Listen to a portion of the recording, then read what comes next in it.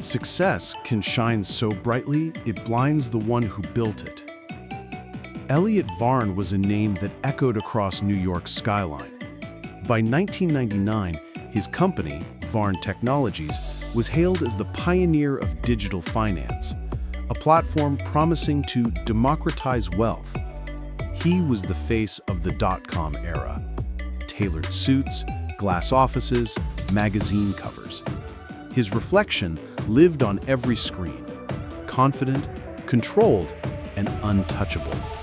But reflections, as he would learn, are only visible when there's enough light left to see them. Elliot's empire was built on spectacle. He didn't sell products, he sold belief.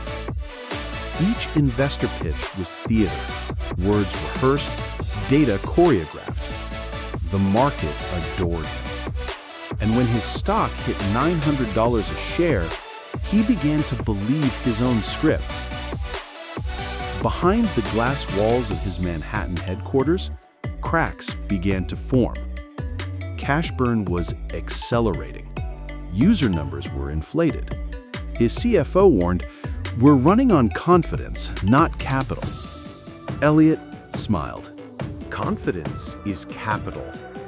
He bought another penthouse, another car, another painting, each one a trophy to prove that illusion could outpace reality. But illusions demand constant applause. By early 2001, the NASDAQ trembled. The tech bubble whispered of collapse.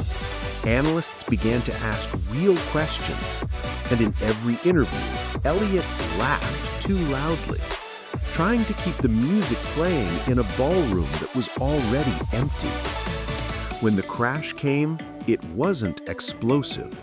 It was silent. A soft implosion of trust. Stockholders vanished, employees fled, servers shut down. In less than 3 weeks, Varn Technologies went from a $20 billion empire to a locked office with unpaid rent. Elliot sat alone in his penthouse, surrounded by glass. Walls, tables, trophies, all reflecting a man who no longer recognized himself. He tried to sell his assets, but nobody wanted his symbols of wealth. He went to a cafe he used to pass daily. No one looked up. The screens that once carried his face now streamed newer kings. One night, he returned to his old headquarters. The building was dark, for sale, the nameplate removed. He looked at his own reflection in the glass door. For a moment, he thought he saw movement, the illusion of his younger self, smiling, pitching, invincible. Then the reflection faded, swallowed by the city lights.